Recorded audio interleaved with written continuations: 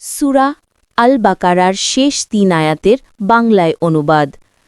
যা কিছু আকাশসমূহে রয়েছে এবং যা কিছু জমিনে আছে সব আল্লাহরই।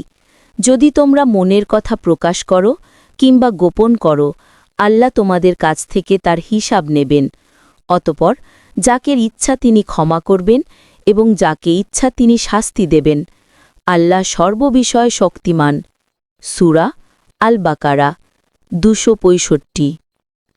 রসুল বিশ্বাস রাখেন ওই সমস্ত বিষয় সম্পর্কে যা তার পালনকর্তার পক্ষ থেকে তার কাছে অবতীর্ণ হয়েছে, এবং মুসলমানরাও সবাই বিশ্বাস রাখে আল্লাহর প্রতি, তার ফেরেশতাদের প্রতি, তার গ্রন্থসমূহের প্রতি এবং তার পয়গম্বরগণের প্রতি। তারা বলে, আমরা তার পয়গম্বরদের মধ্যে কোনো তারতম্য করি না। তারা বলে, আমরা শুনেছি এবং কবুল করেছি। আমরা তোমার ক্ষমা চাই, হে আমাদের পালনকর্তা, তোমারই দিকে প্রত্যাবর্তন করতে হবে। সূরা আল বাকারা ২৮৬। আল্লাহ কাউকে তার সাধ্যাতীত কোনো কাজের ভার দেন না, সে তাই পায় যা সে উপার্জন করে এবং তাই তার উপর বর্তায় যা সে করে। হে আমাদের পালনকর্তা, যদি আমরা ভুলে যাই কিংবা ভুল করি তবে আমাদেরকে অপরাধী করো না।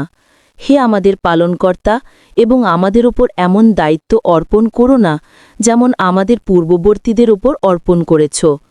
হে আমাদের প্রভু, এবং আমাদের দ্বারা ওই বোঝা বহন করিও না যা বহন করার শক্তি আমাদের নাই। আমাদের পাপ মোচন করো, আমাদেরকে ক্ষমা করো এবং আমাদের প্রতি দয়া করো। তুমি আমাদের প্রভু, সুতরাং কাফের সম্প্রদায়ের বিরুদ্ধে আমাদেরকে সাহায্য করো।